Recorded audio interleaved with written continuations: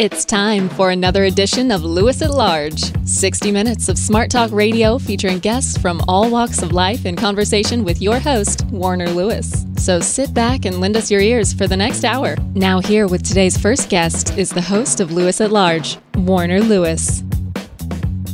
Well, welcome everybody to another segment of Lewis at Large. Yours truly, Warner Lewis from the flight deck. And of course, as always, that means some very smart talk radio is in your future, and extremely pleased this segment. I think you will be too. We're going to have a conversation with Megan Poindexter. Who's Megan Poindexter? She's the Executive Director of Trinity In-Home Care right here in Lawrence. They do a lot of very, very important work. They've been doing it for a long time. We'll also be talking about a very special fundraiser that they've got coming up that which you could participate in, and we'll find out more details about that for sure during the conversation. Megan, how are you, my friend? I'm so good. How are you today? Well, we're good.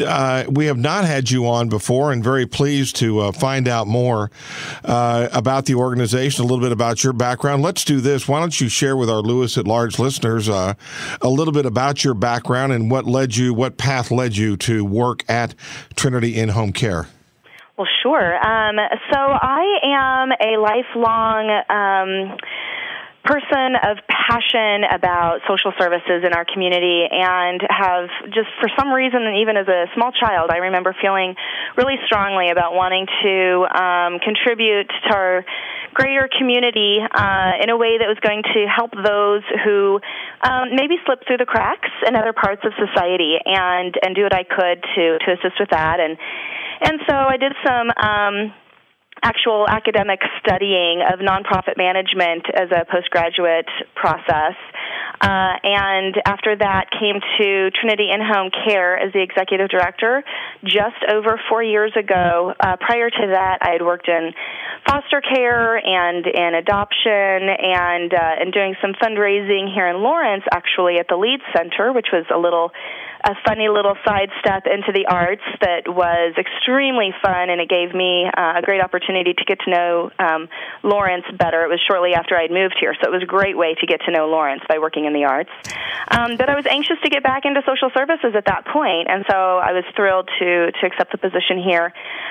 Trinity In-Home Care provides in-home support services to people who are elderly and people who have disabilities.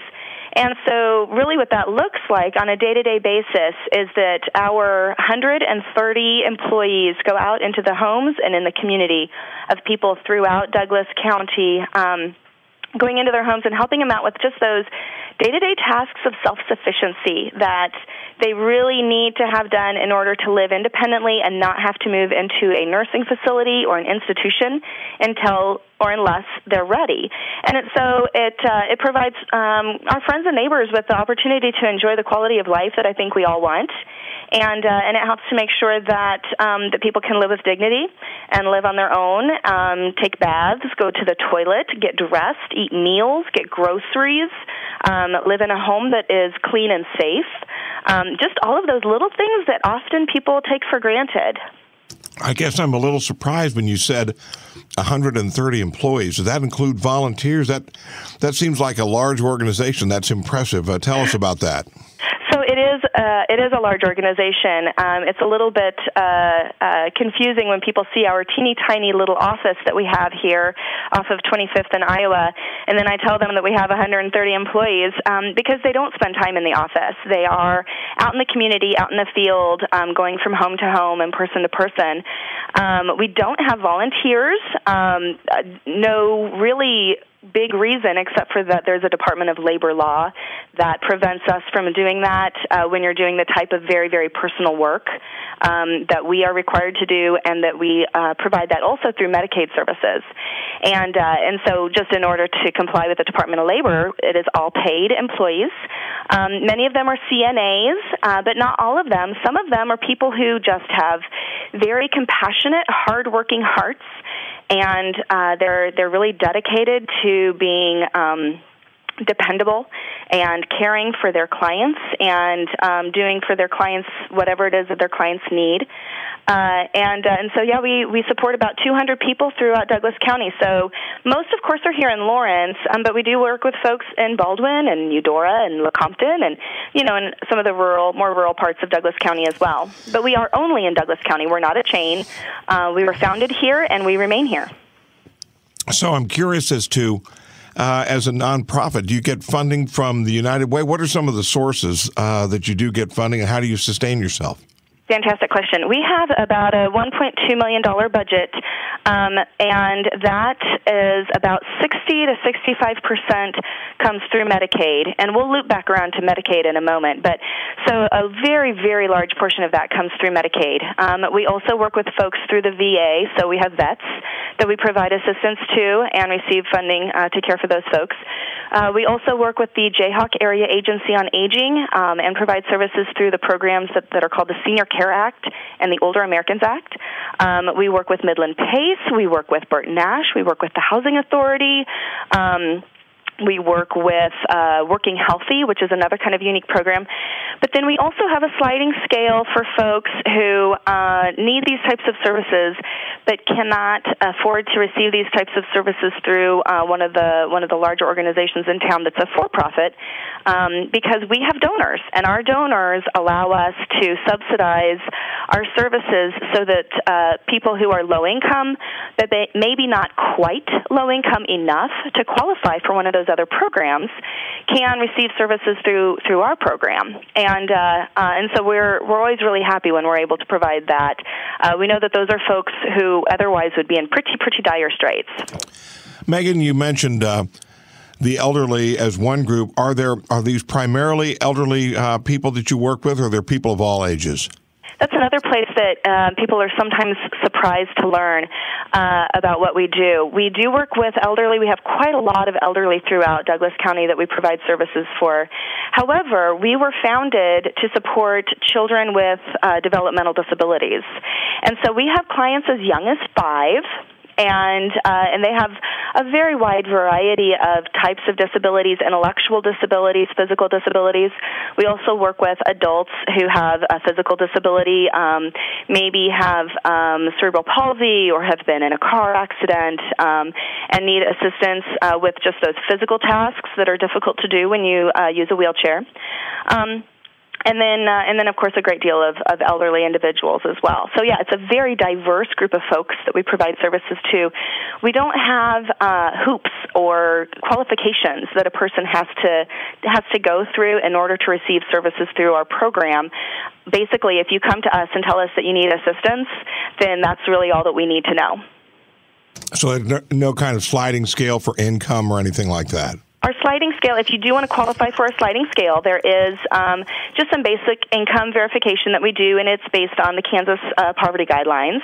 And so that is really the only thing that you might need to do if you want to get the sliding scale. Now, I did mention a minute ago that we work with Medicaid. And that's a really super complicated issue in the state of Kansas right now.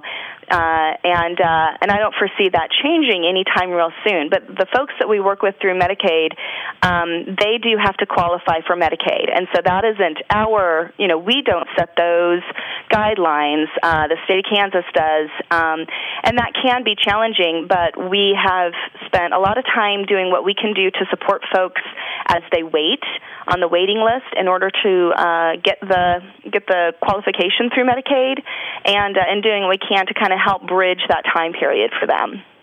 If you just joined us, yours truly, Warner Lewis from the flight deck of Lewis at Large Radio. This segment, we're talking to Megan Poindexter. She's the executive director of Trinity In-Home Care, interesting nonprofit serving hundreds of people in your community right here in Douglas County. They've also got a fundraising effort, a really cool event coming up on Friday, March the 3rd. We'll touch on that in just a little bit. Megan, let me ask you something. Are there comparable organizations such as yours in most cities across the state of Kansas?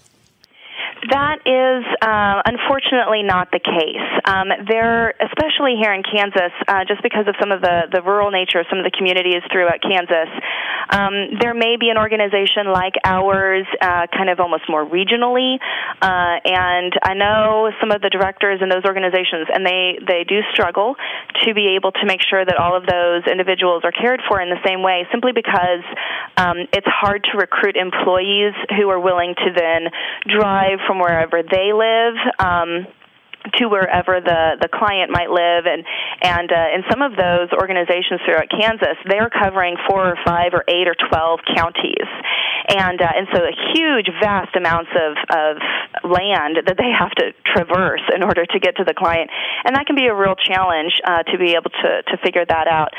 The larger communities in Kansas, for the most part, do have some sort of a similar program, either a nonprofit or a for-profit program. The for-profit programs are becoming more common for individuals who have that kind of income base available to them, simply because these are businesses that are meeting the demands of the baby boomer generation who want to stay at home and not live in nursing homes more and more. And so those are a lot more common, but specifically our type of program, we are a little bit unique even in the state of Kansas. There's only 3 programs exactly like ours through the state, and so that's there's a lot of need that individuals have for the type of way that we, the business model, if you will, that we work under, and so it is unfortunately not as common as the need would have. Yeah. Some of the larger communities, Wichita and Kansas City, they do have just some more options available to them. But, I have a lot of friends and family that are in the rural parts of Kansas, and I get this question often, and it does break my heart a bit when I have to say no. Well, I would think you touched on baby boomers. I would think as that population continues to age, your services would be in high demand. And yet, ironically, at the same time, I know anyone that is in the executive, sits in your seat in a nonprofit, probably stays awake one night or two wondering where's the funding coming from and are we really going to be able to self-sustain. Does that an issue the same with you, or are you in pretty good shape on that as far as that goes? Well, it's something we have to watch with a hawk eye. We have had some significant ups and downs over the past few years, particularly as CanCare was implemented, simply because, such a large portion of our organization is through Medicaid. We're in a good place at this time, primarily because we've got some pretty generous folks here in Douglas County who help us make sure we don't have to turn people away, and we are able to provide the services that we provide. One of the number one biggest challenges to this line of work in particular is finding employees. This is hard work. It's really, really, it's really demanding physically. It's also really demanding emotionally. And so the amazing people who do work for us, they're pretty tough cookies, and they're pretty dedicated to this kind of work. When an organization like mine does as much Medicaid services as we do, Medicaid actually reimburses less than the cost of providing services. So in other words, for every hour of service Trinity and Home Care provides to a person on Medicaid, we lose up to $3 in reimbursement from the state. So therefore, first of all, I'm not able to pay, I guess. I'm not able to provide the kind of compensation to those employees that I think they deserve, and I think anybody who knows them thinks they deserve. But with every dollar of donation that we receive through our private donors, through our fundraising event, we get some support from the county, from the Douglas County Commissioners. Every dollar of that then goes to help supplement the income for our employees, to help make sure that they're being compensated as much as I possibly can for the work that they do. Well, let's talk, before we go any further, let's talk a little bit about Dancing Through the Decades, a big event you've got coming up Friday, March the 3rd. Tell us a little bit about that. I know this is not year number 1 for that, but tell us all about it. Absolutely. So this is a very, very fun event. I think we're in our 9th year of this event. It's going to be on Friday, March 3rd at Maselli's downtown, and this is truly designed to be a very fun way for Trinity and Home Care to raise a little bit of money. And we have a DJ who plays music starting in the 1940s all the way through today. So he really gives, if you've ever enjoyed dance music of any era, you're going to hear songs that you enjoy tapping your toe to, or getting up and really getting up and getting down, if you will. And then we also have some great ways to raise money at this event. We've got a silent auction with some very cool items. We're doing a raffle that is comprised primarily of some very unique and desirable bottles of wine and some things like that. We have a fun and funky punch wall of gift cards where folks can give Trinity In-Home Care $20 and then have an opportunity to punch a hole in a wall that we've made. And behind each of their punches is a gift card that's valued at least $25. So everybody gets back what they put in plus at least some. And so we've got some fun ways to raise money that night, as well as to share with folks who are joining us, share with them more about what Trinity In-Home Care does and why we're important to this community and why we're important to the clients that we serve. But also, everybody that you know is going to get older, and everybody that you know could be in some sort of a life situation, that changes their physical ability to take care of themselves on a day-to-day basis. And any of us could need help at any given moment, be it from a stroke or a knee or a shoulder surgery or a heart attack, or something more significant and persistent like being diagnosed with a debilitating illness that is going to, not allow our bodies to do what our bodies at one point were able to do. And so these types of services are going to be something that everybody has the potential to need at any given time and will never go away. So it's a really great opportunity for us to not only raise some money to make sure that we can continue to provide these services and fill that financial gap that I mentioned a moment ago, but also help people understand the broad scope of what we can do for them or for their friends or neighbors or loved ones. Okay, again, that's Dancing Through the Decades. Again, year number 9 for this, to benefit Trinity In-Home Care. It is Friday, March the 3rd, starts at 7, goes till about 11. Tickets are $25 a piece. And again, let's do this. Megan, exactly how can someone get tickets if they're interested? And by the way, could they get them at the door if they wanted to? Yes, there is really 3 ways to get tickets. One of them is at the door, just like you mentioned, so $25 at the door. And, cash, check, or charge, we'll do whatever. Another way is through our website, which is TIHC.org. So it stands for Trinity In-Home Care, TIHC.org. And we've got a couple of different spots on there where you can link to our ticket site.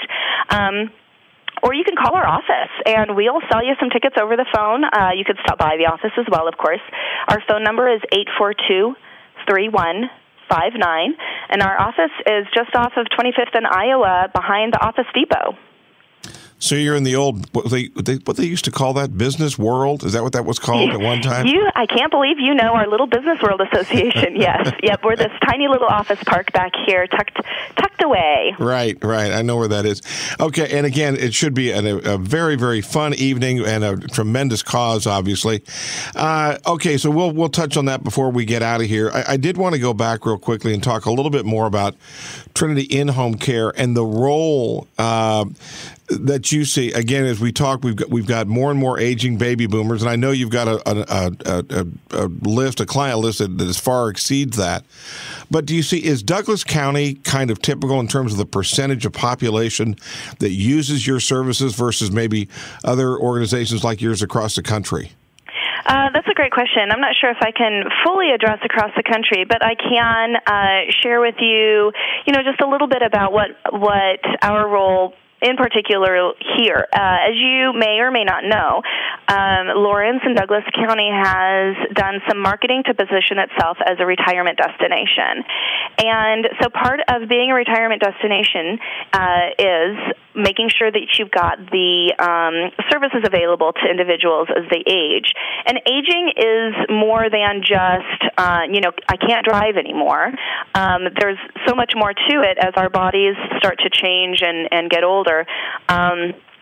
We've got individuals who are elderly or aging who really are kind of far down that process. They may have dementia or Alzheimer's. They may be incontinent.